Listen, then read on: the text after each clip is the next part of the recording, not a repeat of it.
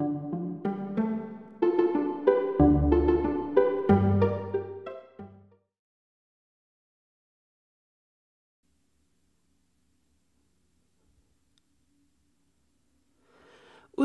har jeg nok synes, som om jeg kunne klare det hele, og derfor har det nok været nemmere at lægge de ekstra opgaver på mit bord, fordi jeg har lignet en, der har haft overskud. Den rolle, den må jeg nu sige er uheldig, fordi der altid er opgaver, og du kan aldrig komme til bunds med det, hvis du har en rolle, hvor du skal dække andres opgaver også. Nogle gange så har jeg også stået i situationer, hvor de har forventet, at jeg kunne mere, end jeg mente, man kunne forvente af en person i en yngre lægerolle. Allerede fra første dag forventede afdelingen, at jeg kunne klare patienter, som jeg ikke selv forventede, jeg kunne klare. Jeg havde en forventning om at blive uddannet, og de havde en forventning om, at jeg var uddannet.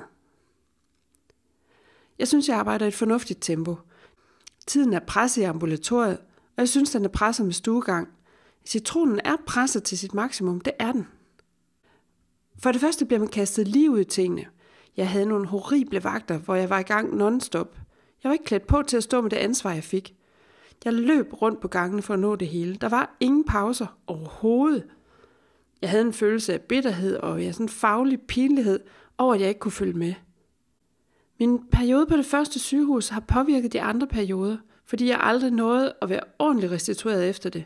Det var bare et spørgsmål om at overleve, komme ud af min seng, ind i min bil og igennem vagten, uden at jeg gjorde skade på nogle patienter. Jeg kom til at hjælpe en kollega med en weekendvagt, og så havde jeg pludselig 14 dage i streg med alt for mange timer. Det gik ikke. Jeg kunne ikke komme ud af sengen. Jeg måtte ringe og melde mig syg. Jeg lå i sengen i flere dage. Der gik faktisk over 2 måneder, før jeg orkede at komme ud af sengen igen.